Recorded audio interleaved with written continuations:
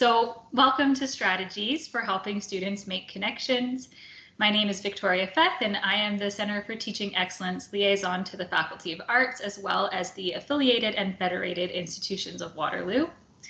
I'm one of your three facilitators. I'm joined by my colleague, Catherine Lithgow, also from CTE, and Erica Reffling from the Center for Career Action, and both will introduce themselves soon.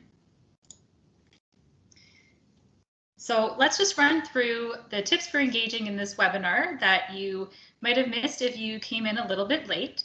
So firstly, this workshop is being recorded and it will be shared on the CTE YouTube channel. So you're welcome to turn your video on and off as you wish, but we do ask that you please mute your microphone and feel free to ask questions verbally by raising your virtual hand or through the chat during the Q&A in the last 30 minutes. If you would like to turn on live captions, a reminder you can do that by clicking on the ellipsis at the top and then scrolling down to turn on live captions. And finally, we will make the slides and resources available to you within 1 to 2 weeks following this webinar.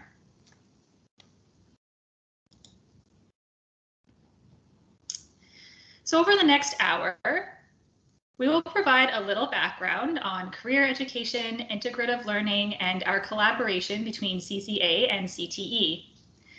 But most of this webinar will cover tips and examples, as promised, that you can implement in your teaching, which we have categorized into 3 buckets. We'll introduce you to those buckets soon. But right away, we want to thank all our contributors. This webinar wouldn't be possible or even valuable without the experiences and materials you shared. We have named out our contributors on each slide, as well as provided credit at the end of the slides. All our contributors have generously given permission to us to share their materials, both within this webinar and in a forthcoming handout package that we will email to you in 1 to 2 weeks' time. Finally, we'll close with 30 minutes for discussion. So these objectives are the same ones included in the webinar advertisement. So I just want to highlight one for you right now, and that is by the end of this webinar, we sincerely hope that you will feel more confident designing, teaching, and learning activities that help students make connections. And with that, I'm going to pass this over to Erica.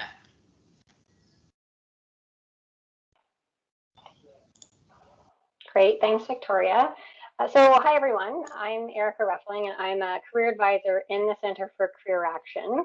And about a year ago, I stepped away from my role supporting graduate students and postdocs, and I focused on a special career education initiative connected to the Faculty of Arts, which is the starting point that brought us all here today. And so I'd like to start by taking a couple of minutes to talk to you about how this collaborative webinar came to be and how the role of career education contributed to its development. So there was a lot of flexibility in the direction this arts initiative could go, but the broad goal was to support student learning and development by helping students better understand the value of what they're learning right now and how it is applicable to so many of their other learning, work, and life experiences.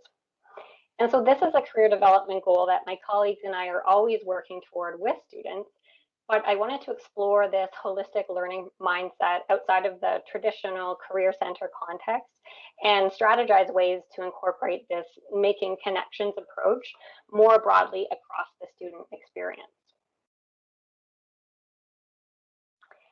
And so first, to describe career education a little further, I also think it's important to talk about how the future of work is changing. So this picture on the slide highlights a very traditional view of work. You get an education, find a job connected to your degree, maybe bounce around a little bit, but there's a general sense of linearity, stability, and vertical progression. But today's reality is much more likely to look like this second picture, where non-linearity is the norm. On a surface level, someone's education may not appear relevant to their role, and people are likely to work in many jobs across multiple industries. And so the reality that technology, cultural, and social trends are changing and disrupting the nature of work is not new, But what is new is how quickly and how exponentially things are changing now. And so this means that lifelong learning, informal or otherwise, is extremely important, as students will have to constantly adapt to shifting expectations and priorities in the workforce. And so self-clarity is what can provide students with a sense of stability and cultivate a feeling of agency over their lives when so much change is happening around them. And so rather than defining oneself through a specific occupational identity, like a specific job or role, the answer to that ubiquitous question of what do you want to be when you grow up, we can try to encourage students to first reflect and focus on what's important to them, what motivates them, and what knowledge and skills they want to use, because this way of thinking fosters adaptability and highlights the applicability of many different kinds of roles and environments that might be a good fit for them. So students can learn a lot about these different aspects of their identities through their program and specific courses, but it's important to be intentional about this and to build space for reflection so students are able to create meaning from their learning experiences. And so this brings me back to the question of how this webinar got started. What I hope is clear by now is how much career development centers around the learning cycle and involves reflective practice informing thoughts, behaviors, and one's self-concept. And so through sharing these ideas about career development, Victoria, Catherine, and I quickly recognized the alignment between the CCA's values and goals in working with students as career development practitioners and CTE's values and goals in supporting students by fostering a culture of effective teaching and meaningful learning. And so now I am going to pass things over to Catherine to talk more about this alignment through the lens of integrative learning.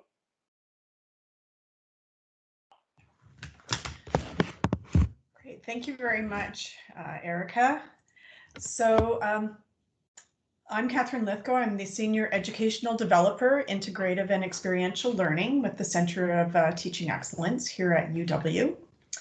And wanted to talk a little bit about one of the goals of higher education. So fostering students' abilities to integrate their learning, across courses or over time or between campus and community life is one of the most important goals and one of the biggest challenges of higher education. So imagine that we wanted our students to be able to build a house by the end of their program. So we'd likely offer courses related to different aspects of constructing a house. The courses might include those related to building, what kind of materials that we're using, installing plumbing, adding electricity.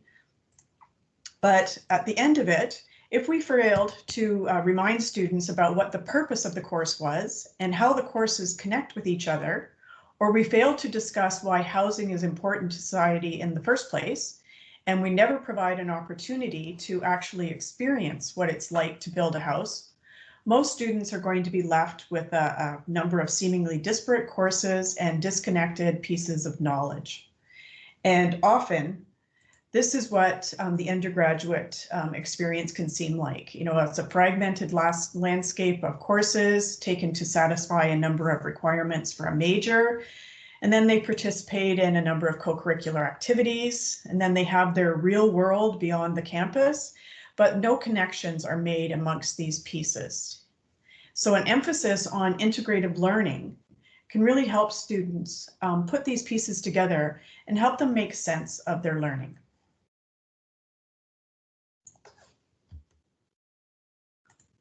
So when we talk about integrative learning, what we're talking about is providing opportunities that will enable students to become these integrative thinkers who can see the connections in seemingly disparate information, and they can draw on a wide range of knowledge to make decisions.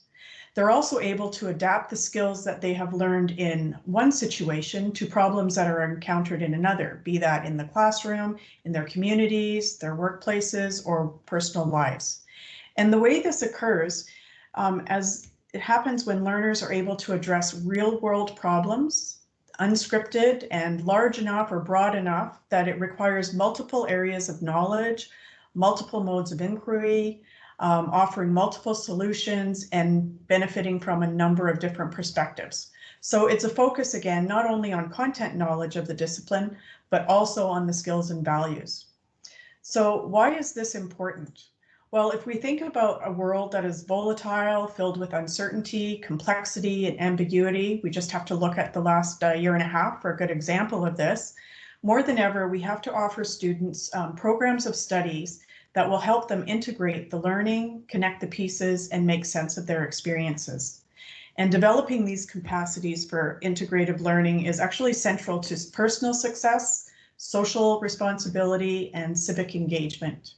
And it's not just a benefit, it's actually a necessity. So we hope that the examples that we're providing throughout this webinar will inspire you to make more of these opportunities available and help our students build these integrative learning skills.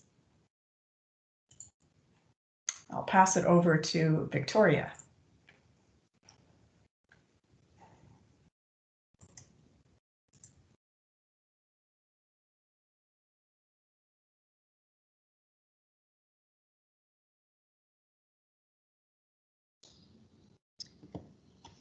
Thank you, Catherine. All right, so as Erica has already mentioned, this was an easy collaboration with the CCA. Our work intersects in many ways. So for example, at CTE, we continue to recognize the importance of providing students with a variety of activities and assessments. Remote teaching only further underscored this importance, which is rooted in universal design. And one way to provide this variety is to design for integrative, lifelong, and career education learning experiences. Collaboration also extended to instructors, our contributors. When we set out to start a conversation about career education in arts, we asked ourselves, where should we begin? We recognized that a lot of this teaching is already happening. So we surveyed instructors and we were overwhelmed by what you shared. And in many cases throughout this webinar, we collaborate with you by offering ideas for extensions to the tips and examples you shared. So here we also want to acknowledge that this type of teaching can feel somewhat overwhelming and isolating, like you're the only one teaching this way or interested in teaching this way. But this concentric circle model reminds us that we are not alone. The possibility of collaboration exists across courses, within programs, and faculties, as well as at the institution and discipline levels. So we needed a way to organize the responses from the survey. As I said, we were positively overwhelmed. So we looked for inherent categories that reflected both, one, what we know from the scholarship of teaching and learning, and two, the real experiences of our contributors. And we know all categories are imperfect and limiting, but we found that these three categories, or buckets, helped us to start the sorting process and then carried over into this webinar. Each bucket, authentic assessment, explicit connections, and reflection, helps students to make connections, just as completing each step in the painting process results in a lasting exterior for a house. So up front, we acknowledge that there is a lot of information here in this webinar today. We've done our best to organize, cull, and later provide more via a handout package. So we recommend taking notes on the tips and examples that really jump out to you today, as if you're being pulled down a river and you notice a branch to grab onto. That way you can ask questions here today, but you'll be able to spend more time looking at the handout package at your own pace. So to lead us into an exploration of these three buckets, beginning with authentic assessment, I'm going to pass this back to Catherine, who's going to talk a little bit about high impact practices. Great. Thank you, Victoria. So as Victoria said, we were thrilled with the responses and we did receive a vast number of them. But what we found is that the examples had a common element. So each of the examples embodied characteristics of high impact practices. So you may have heard of this term, high impact practices. Examples include things like having students do undergraduate research, participate in capstone projects, collaborative projects, but what's more important about them is the positive association that they have with persistence and grade point average. They find that students take a deeper approach to learning. There are higher rates of student-faculty interactions. There are increases in critical thinking and writing skills. Students develop a greater appreciation for diversity. And overall, there's just overall higher student engagement. So what are these characteristics of high impact practices that we found sort of running through the various examples? Well, instructors set performance at expectations at appropriately high levels. The assignments and the activities required the students to make a significant investment of time and effort over an extended period, so it wasn't something they could do the night before. There were interactions with faculty and peers about substantive matters. The students had experiences with diversity. And the performance, the students, I'm having trouble with my slides here.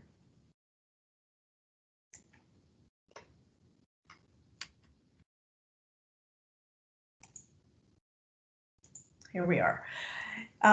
Sorry, the students give and receive frequent, timely, and constructive feedback. So the feedback didn't always come from just the instructor.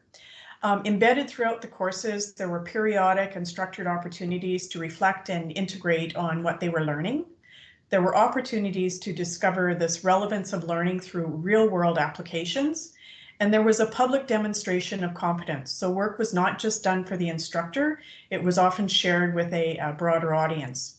So as we go through the examples, just keep these characteristics in mind. And as Victoria mentioned, although we put the examples into the buckets, you're going to notice that there's a lot of overlap, but we hope that the examples will encourage you to adapt some of the ideas, or they might spark ideas for ways that you can design to help support integrative learning. So let's dive into this first bucket that we have called authentic assessment. So when we talk about authentic assessment, what we're talking about is it's a way to help students make those connections and integrate their learning. So we're talking about providing learners with opportunities to address real-world problems. And these problems require multiple areas of knowledges and modes of inquiry. The problems can benefit from multiple solutions and perspectives. There may not be a right answer. And there's also a focus on knowledge, skills, and values. So students are expected to make judgments about what information is relevant, what skills are required, and how best to use it. And the problems are often focusing on messy and complex real-world situations. And the students experience these associated constraints and consequences to varying degrees. You'll also find that the activities often involve an iterative recurring task. So it's not a one-shot deal. The students get more than one opportunity to share what they've learned. And so our first tip is to have students undertake activities that are typical of members of the discipline. Now, we received a number of examples, and I'm going to share 3 with you that just sort of illustrate the different, I'll call them different shades of authenticity. So it ranges from creating deliverables for an external client, role plays and simulations, and then contextualizing your course. So let's take a look at the first example. And our first example comes from Dr. Vershawn Young. What the students are doing in this course is they're actually working with a real organization as a communications consultant. So they have to create a website that outlines their consulting skills. They have to prepare for meetings with this external client. They meet with them, and then they create a consulting plan that is presented to the client. So you can see the project itself is worth half the course mark. It's a great example of students publicly demonstrating their competence. So working for a real client makes the various assignments and the tasks more relevant, and students have to call upon knowledge and skills that they have learned in the past and that they are learning throughout the course to complete the project. So students are more motivated and more engaged when they can see that the skills and values and knowledge that they have actually is appreciated outside the walls of the classroom. Now, of course, it's not always possible to have a real-world client, and it's not always desirable either. But another way to allow students to do this work that members of the discipline do is through role-playing. And in this particular course that Guts Huppa teaches, his students are presented with a real scenario. It's an historical case, and it's a proposal that has been made to build a dam in Arizona that would result in the flooding of the lands of an Indigenous people. So through role-playing, the students have to consider the different multidisciplinary perspectives of not only the Indigenous people, but also the engineers, the politicians. They're working with a messy real-world problem that's open to multiple interpretations and outcomes. And they have to call upon a lot of skills, knowledge, and values as they negotiate through this complex problem. And they demonstrate their competence by role-playing in a court session where the different perspectives of those involved in this scenario are considered and expressed. Our next example is one from Heather Love and Carter Neal. And what they have done is they've set up their course as though it were an imaginary engineering company. And they've designed these assignments to represent tasks that would be carried out within the company. So rather than approaching the course from the perspective of a student, learners are actually asked to pretend that they are a co-op student working at this imaginary engineering company, Access Tech, and they have to perform a number of tasks.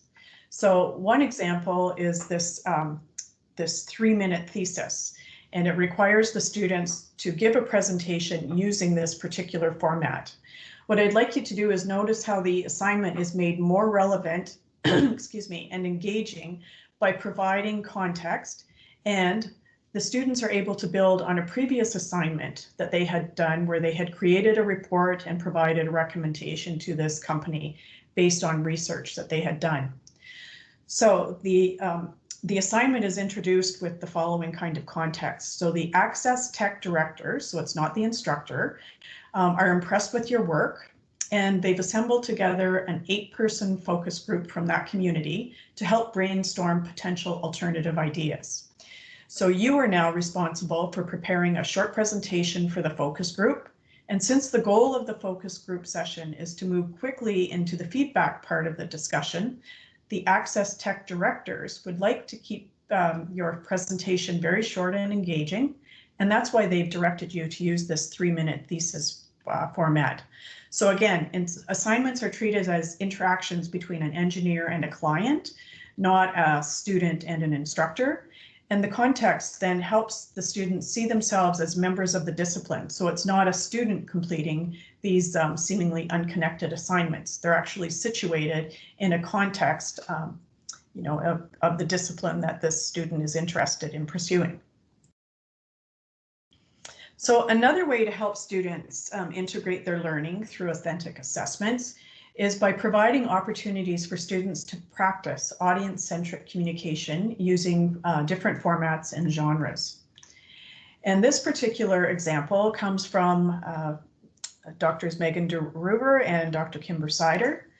And what they have had their students do is the students have created a scientific report, but now they have to repurpose or represent that and take that research and put it into something that is digestible for a broader public audience using a popular medium of dissemination. So again, we're often asked to present our discipline-specific knowledge to a broader audience, and being able to communicate and do so using more popular forms of communication is now an expectation. So again, it's asking our students to develop skills that they can use beyond the classroom.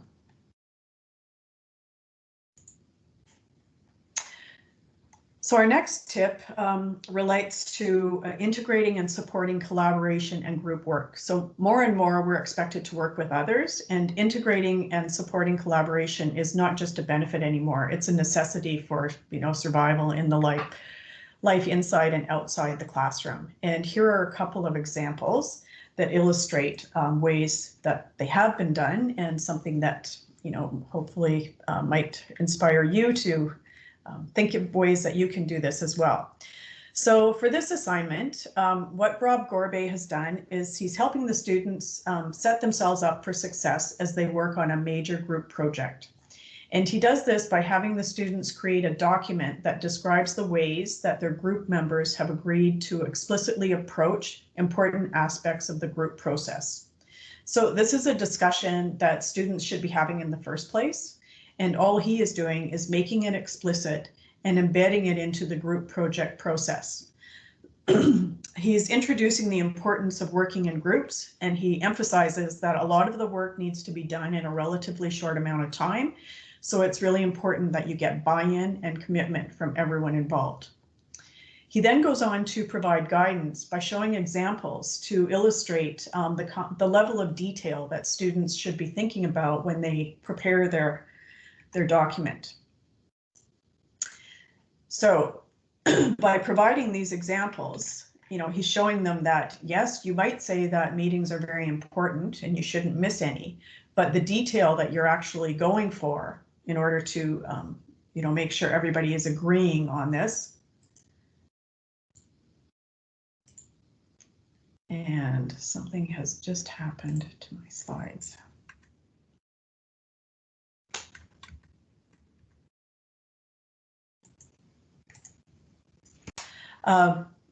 Again, what he has done is he's actually given them the format that shows the kind of degree and the detail that should be provided.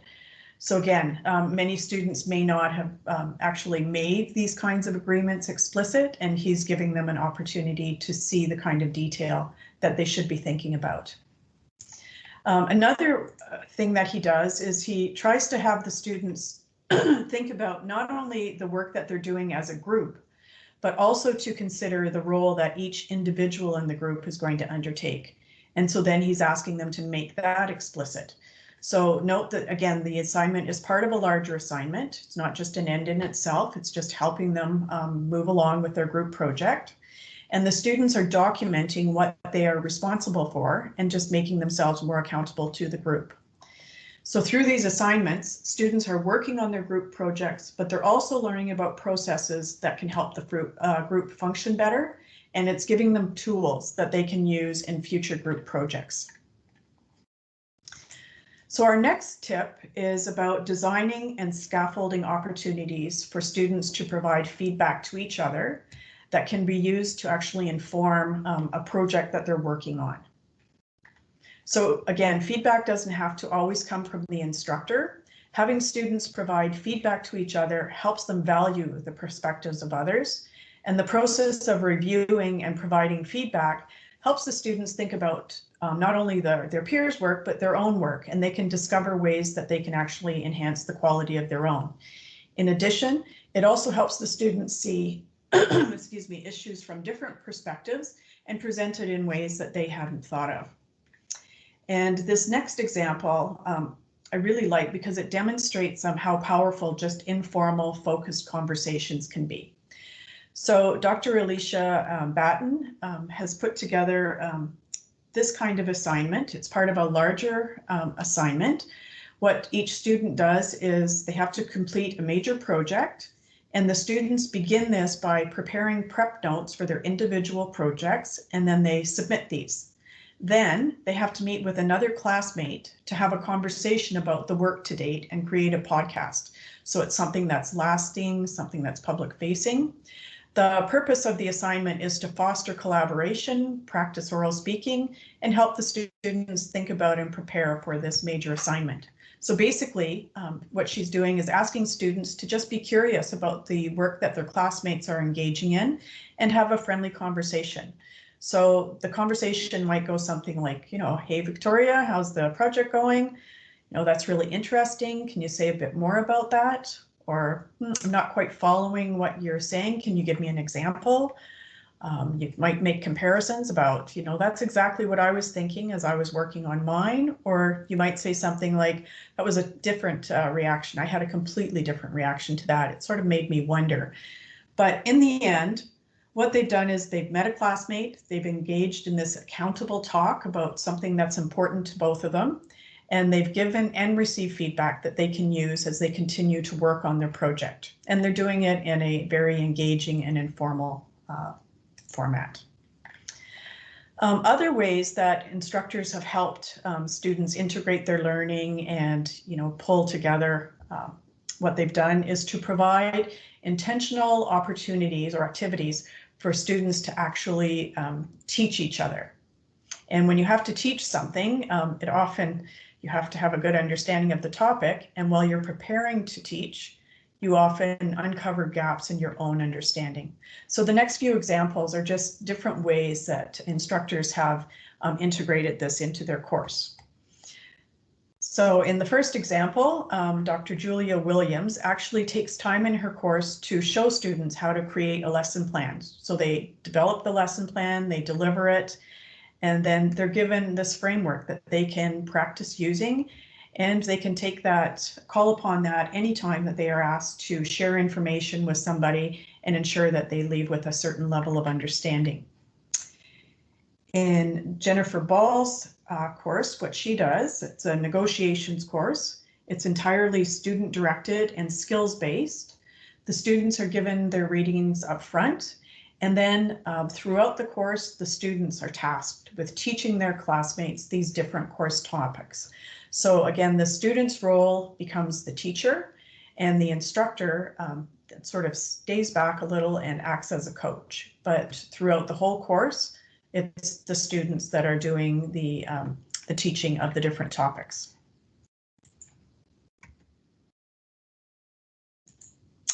In yet another example, Dr. Stacy Denton has her students integrate their ideas into a coherent presentation.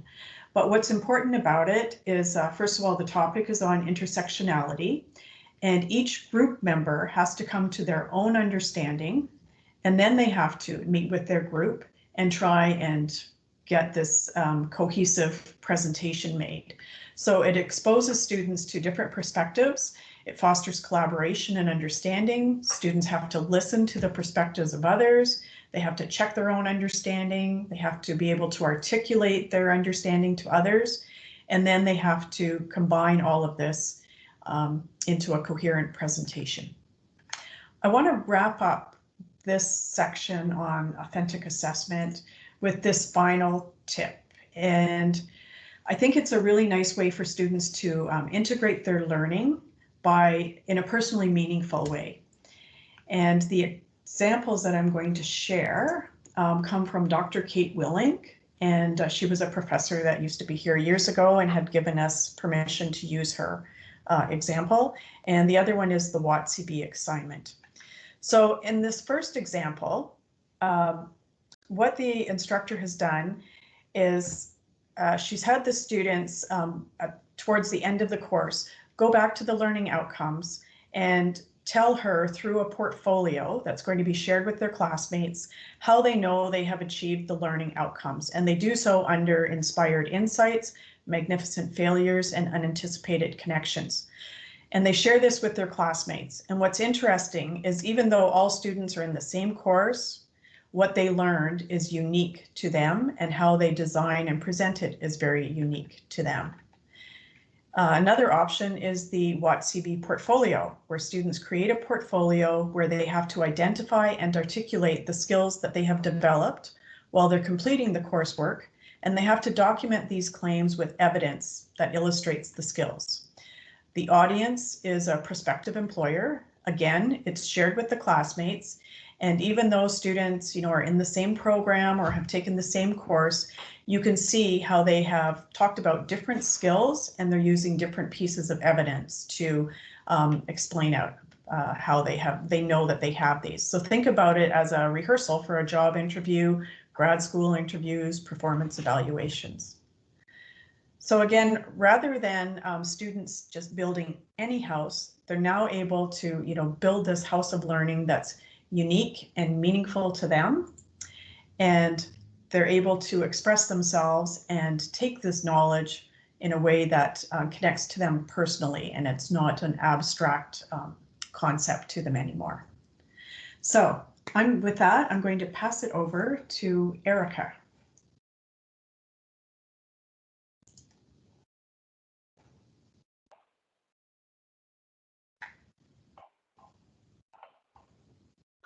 Okay, great. Thanks, Catherine. So as we've mentioned already, the three buckets are not mutually exclusive, and pulling elements from each one of them can reinforce students' ability to integrate their learning. And so this next category, which we've simply called explicit connections, can strengthen the authentic assessment experiences Catherine's talked to us about by drawing explicit attention to the transferability and relevance of those applications. And so the tips and examples in this section are generally more about instructors integrating various perspectives into the learning experience and making connections for students. And this can be contrasted with the next category, reflection, where the focus is more on students putting in the work to make those connections at a deeper level. And Catherine, would you mind muting your microphone? Oh, sorry. Thanks. Okay, so tip one, introduce other professional and personal perspectives into the classroom by inviting guest speakers and aligning the experience with course curriculum through active student engagement. And so we recognize that bringing in guest speakers isn't an entirely novel idea, but I briefly want to talk about ways to enhance this student learning experience. And so this first example brought to us by Dr. Alana Katapan incorporates a lot of great elements. So in this course, there is a 5-person speaker series where the guests share their personal and professional perspectives, but they also deepen course knowledge. So before the series begins, students are given an assignment where they research each speaker to develop strong discussion questions. And the way this assignment is laid out integrates the experience within the context of the course. So guest speakers are not solely lecturing to the students, but space is intentionally created for dialogue, and the pre-work gives students time to reflect and ensures they're better prepared to engage in a meaningful discussion with each professional. There is also an assessment component linked to this assignment with resources and a rubric to support students in generating strong questions. And the speaker's messaging is connected to the course learning outcomes, and students are also explicitly encouraged to make those connections in the kinds of questions that they develop.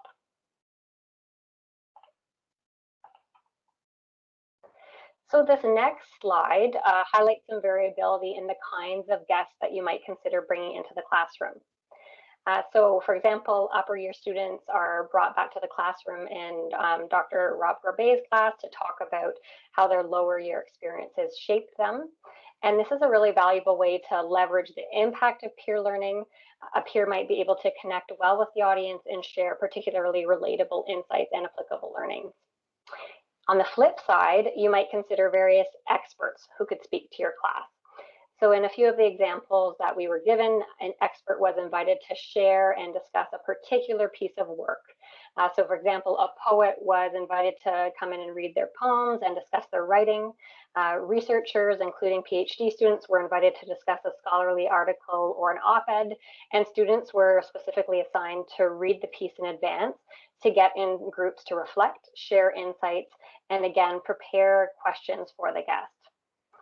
And so hosting guest speakers can deepen students' understanding of the course material and its applications, but it can also help students connect with individuals, community organizations, institutions, etc., which can lead to building that broader professional network as well. Tip 2. Explicitly direct students' attention to the domain-specific and broader professional skills they're developing in your course. So sometimes we take for granted that students are fully aware of the skills they're developing, how they're developing those skills, and how those skills are valuable outside of the classroom. But without students being encouraged to adopt this level of analysis, it can be quite challenging, especially in those earlier years, for students to be able to see beyond the disciplinary knowledge that they are acquiring. And as Catherine already mentioned, this level of integration can lead to greater student engagement and also start to chip away at that often very narrow linear focus of what students think they might be able to do with their degree. So I'll briefly highlight 2 examples. So in this first example, I've pulled text from a syllabus. And in this course, students work in groups to create a museum exhibit. And so as displayed on the slide, the syllabus says, as with any university assignment, we don't ask you to build a museum exhibit because there are museum exhibits that need building. We ask you to build one because of the growth and impact this activity will have on you, the student. And so this sentence explicitly reminds students what university is all about. It's not about the end product, so the assignments or the projects or the exams. It's about the learning and development that happens through the process of engaging in these activities. And so this syllabus also lists those specific learning and development outcomes for students under the headings knowledge and design practice, as well as group work and professional skills development.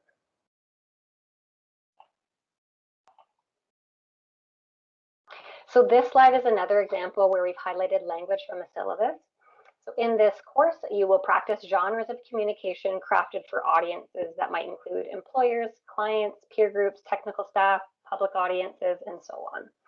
And so this statement here explicitly outlines the various contexts in which students may apply their knowledge and skills in the future to strengthen that learning relevancy component. And of course, again, this statement is in addition to specifically outlining what that knowledge is and what those skills are, which I haven't displayed on the slide here. And one thing I also wanted to mention is that being explicit about the knowledge and skills development is ideally not only accomplished in the syllabus, but can be built into the framing of assignments or course activities and how you present content. So it's simply just woven throughout your teaching.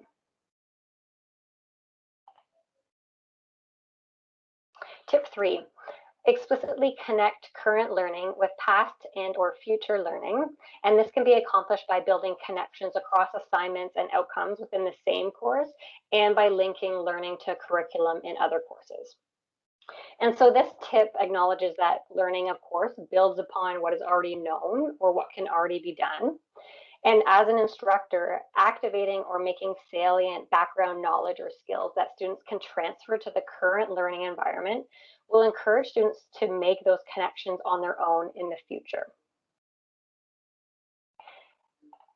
And so for this tip, I won't share an example in the webinar, but similar to the last tip, this can be done formally or informally. So that might include an acknowledgement in the syllabus, an assignment, perhaps verbal reminders throughout, connecting various course activities and concepts to other experiences.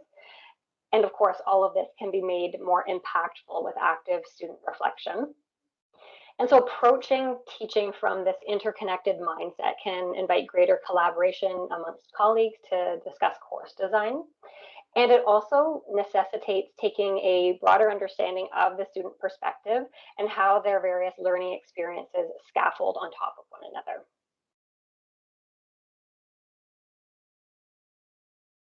So tip 4 for making explicit connections, ask students to imagine a professional perspective to address course material. And so the example here for this activity, students are put in the role of consultant to related organizations, and they complete a group project where they study social media uses from this imagined perspective. And so the reason we wanted to highlight this specific example is because the role of consultant can transfer across essentially any discipline. So thinking broadly about the role of a consultant, they provide and analyze information based on a particular area of expertise. They identify problems, they make recommendations, and facilitate client learning, among other things. And so the professional who students embody doesn't have to be a consultant, and different roles, of course, will be more or less relevant depending on your course or discipline. But the idea here is to get students to step out of their student identity and adopt a different perspective. And once again, in the vein of being explicit, it's important to explain or create space to explore the skills a consultant needs and how those skills connect to what the students are learning. And you might be thinking back to Catherine's tip regarding simulations and role play here. And so this imagined perspective idea might be the lower hanging fruit that's a little bit easier to implement if you aren't able to engage in an actual simulation or role play.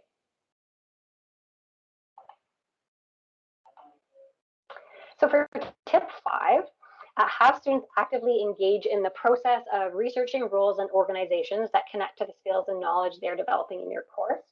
Include a peer sharing element to highlight the diversity and non-linearity of potential pathways. And so this example brought to us by Tony Lemon. In her course, students set up an informational interview with a person in a job of interest to learn more about their profession and how they ended up in that position. And the students present this information in some way back to their peers, so everyone is able to learn about the different career options and the transferability of what they can do. And so to make this assignment and the course learning outcomes more personally relevant, once again, it's important to explicitly instruct students to focus on how the skills and knowledge they're developing are applicable to these roles, as well as how their personal values and interests may or may not align with what they're hearing. And so you can also think about this activity as a tangible opportunity for students to practice effectively communicating their skills and experiences to others. And it also facilitates the process of students starting to build a professional network, which can lead to mentoring, job shadowing, volunteering, or perhaps even future employment as well.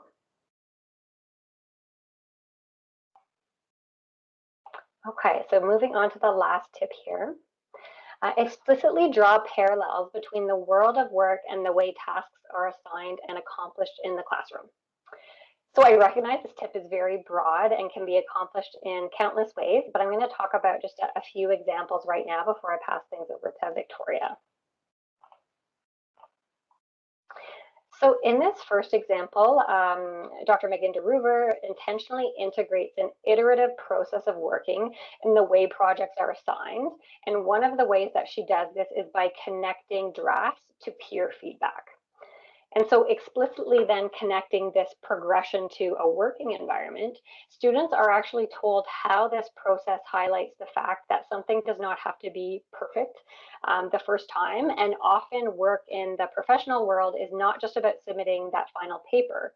It is an iterative process. So there are multiple steps and layers. It's often collaborative, and it's important to be flexible and to make changes with the introduction of new information. And so extending this idea further, an iterative approach to schoolwork and learning can also be connected to one's career development. So there isn't one perfect career or future identity for most of us to plan out accordingly. And it is an iterative process where reflecting on new experiences, interests, and skills can help in revising short-term plans and future goals. And the other idea that I wanted to introduce here is connecting feedback to the world of work. So providing multiple sources of feedback and designing multi-stage assessments where students are given time to reflect on and integrate feedback into their work can improve their abilities to monitor and evaluate their own work beyond the immediate course context. And it's valuable to discuss with students the broader purpose of feedback and how it serves to promote lifelong learning and self-regulation of their own work. So in this final example, again in Megan's course, students are asked to complete formal progress reports when undertaking larger projects. And so it is explicitly talked about, the role of progress reports are talked about in a work setting.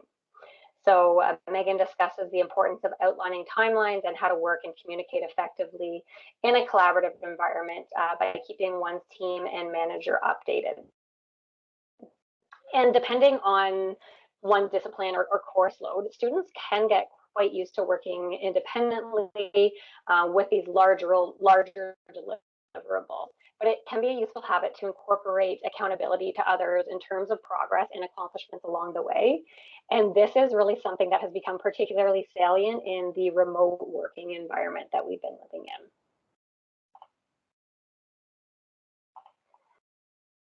And so if you're integrating progress updates or assigning group projects, this is a great place to incorporate common work or collaborative applications. So a couple of examples on the slide there, Slack, Office 365, so Teams and SharePoint, maybe even Google Workspace. And lastly, I also wanted to mention that progress updates can take on many different forms as well. So a formal report, a presentation, a brief video, meeting, regular check-ins. There are lots of opportunity for variety and creativity here. And at this point, I am going to hand things over to Victoria to talk to us about the added layer of reflection, which can essentially serve to strengthen everything that Catherine and I have shared so far. Thanks, Erica. So our third and final bucket, the top coat on our house of integrative learning, is reflection. So according to Rogers, who's a Dewey scholar, there are 4 criteria for reflection, but I want to highlight just one right now. And that is that reflection is a meaning-making process, and it's through that process that we truly integrate learning. So reflection tip 1 is to be explicit about which skills, competencies, and learning outcomes students should have learned or made progress toward learning in your course. And on top of that, ask students to reflect on them. So in Arts 190 with Dr. Heather Love and Dr. Carter Neal, they provide a list of skills, specifically communication and rhetorical skills, that students then highlight and provide evidence for. So a list like this is especially helpful for students new to reflection and integrative learning. And in the full assignment, which you'll find in the forthcoming handout package, there are prompts like, please consider the broader significance of the connection between transferable skills of communication and more technical focus of your coursework. So to do so, pick one of the rhetorical communicative skills or terms from the appendix on the last page of this memo and explain, etc.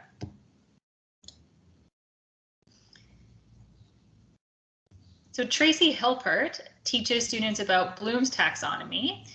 So see the underlined parts in the screenshot, and uses the same reflective model as the CPA, the Chartered Professional Accountants of Canada, the what, so what, now what model, for students to demonstrate their lifelong learning skills in an authentic way. And as you'll see in the forthcoming handout package, this assignment comprises 3 reflections to be completed throughout the term.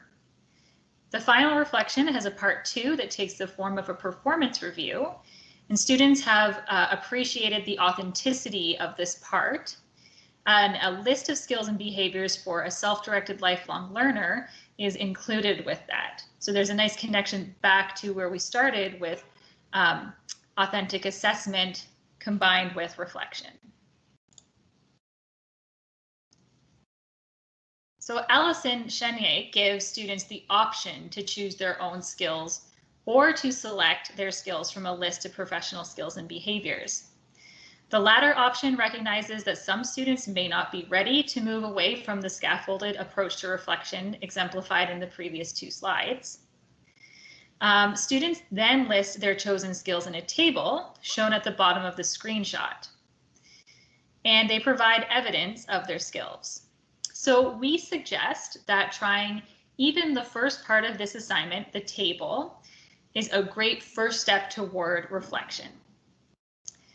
But Alison's assignment goes further to ask students to make explicit connections between the skills they identified and future opportunities. And additionally, students share their responses on a discussion board. So as we've seen, and as we will see, this peer dimension can enhance students' abilities to make connections. So we have observed different levels of reflection from guided in examples 1 and 2, to a partial release in example 3, to this independent with this example from Dr. Rob Danish, who has students design and complete a 360-degree audit of their communication skills to show specifically where and how a person or group can improve. So regardless of the skill or competency audited, this assignment, which includes 9 prompts, is effective because value and trust is placed on students' independence, experience, and self-evaluative skills, while building in a mechanism by which students can compare their self-evaluation to peer evaluation. So reflection tip 2 is have students critically reflect on values as opposed to skills. So Dr. Jennifer Ball encourages reflection in community, which is notably one of Rogers' 4 criteria for reflection, by asking students to identify a relationship value while in circle. So these values then become part of the class's guiding values. Now, if you're interested in circle pedagogy, which is an Indigenous pedagogy, we hope you'll see the resource linked to ensure that you're representing the activity properly and that you're creating the safe space needed for this activity to work. So for example, circle is something that Dr. Jennifer Ball does every week in each of her classes throughout the term. Now, you can extend this activity by encouraging students to reflect on the values of their current or future workplace, profession, or discipline, and how those values align with their own.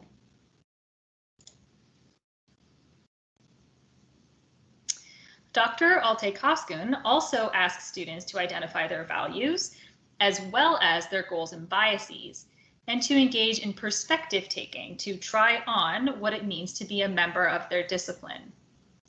So perspective taking is an important skill, especially in today's societal and political climate. So you can extend this activity even just by pointing this out to students. Now, as Alte says, quote, "These examples should demonstrate the importance of values and interests in the shaping or reshaping of a historical tradition or a political assessment, while also showing the limited relevance of objective facts in popular or ideological discourse." So in Alte's course in classical studies, students might impersonate a politician or the author of a course textbook and answer prompts like, what would this imaginary person choose to say or omit?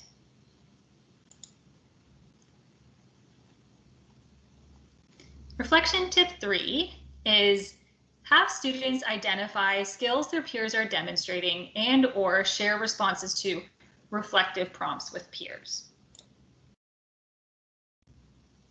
So Dr. Jennifer Ball gives students reflection prompts for themselves as well as their peers, the same ones.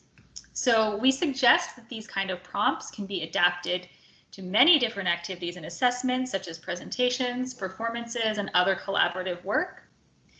And you can extend this activity by showing students that the skills their peers are demonstrating can broaden the students' conception of the types of skills that they can develop. And then further extend this activity by putting the onus on students. Have them participate in peer reviews where perspective taking is an explicit part, and reflect on questions like, why did their peers make the choices they did? Would they do the same or different, and why?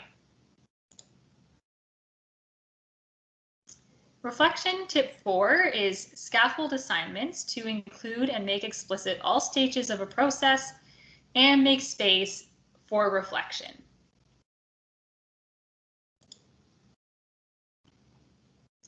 So Dr. Daniel Bratton puts his students through the full writing process twice so that they can integrate their learning from both writing experiences and the course in a final reflection. Each writing process includes a letter to the editor in which students explain the revisions they made as well as the ones they didn't. Extend this activity by pointing out to students how the letter to the editor and reflection work toward making their own choices explicit to them. Furthermore, we like that the letter to the editor also empowers students to not use all of their peers' suggestions, which values students' independence and sense of their own work. Note that these are not just repetitive processes, but iterative processes. Showing students the benefits of starting early and revising to produce a good product is a valuable lifelong skill.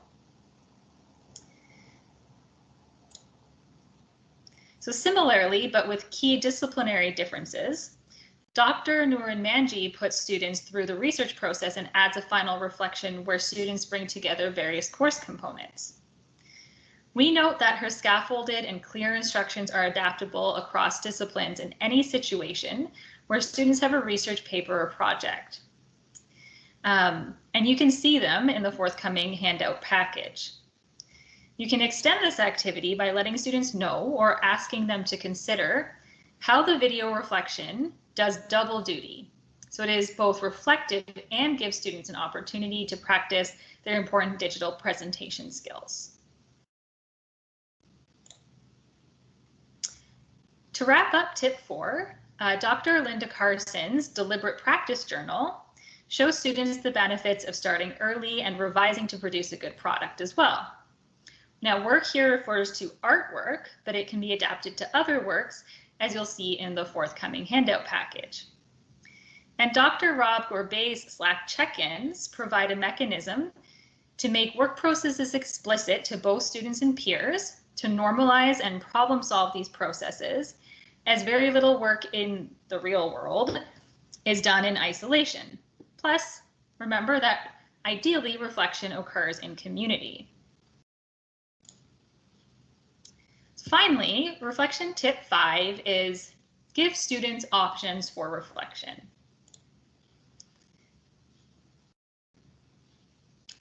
So tip 5's examples end, or should I say empty, our 3 buckets.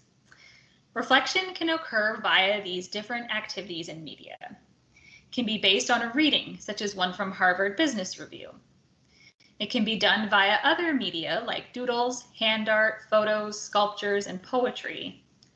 It can be done orally in community, such as through a Think, Pair, Share activity. It can be done through different written genres, like a letter of advice to incoming students, especially if students believe and know that future students will be reading the letters. And finally, but not exhaustively, reflection can be based upon a student's choice of format derived from their career goals.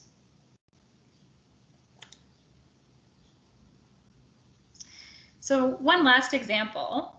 Here you can revisit our objectives and see how we sought to meet them. This is yet another way you can help students to make connections in your own course. You might even have students fill in the second column themselves. You can see in this version of the chart, the second column asks, what did we do today, this unit, this course?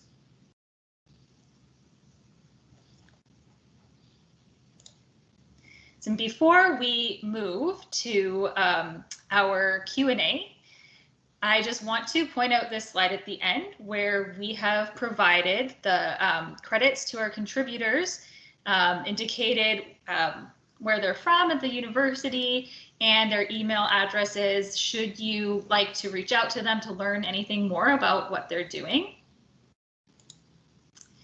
And there is a page of resources at the end that these are all of the pieces that were linked throughout so that you can refer back to them if you would like. And just a reminder to give us a week or two and we're going to have all of these assignment instructions packaged nicely for you to begin to adapt and reuse in your own courses. So with that, we'll move into our question and answer period. So I'll get Catherine and Erica to join me on camera again if they'd like.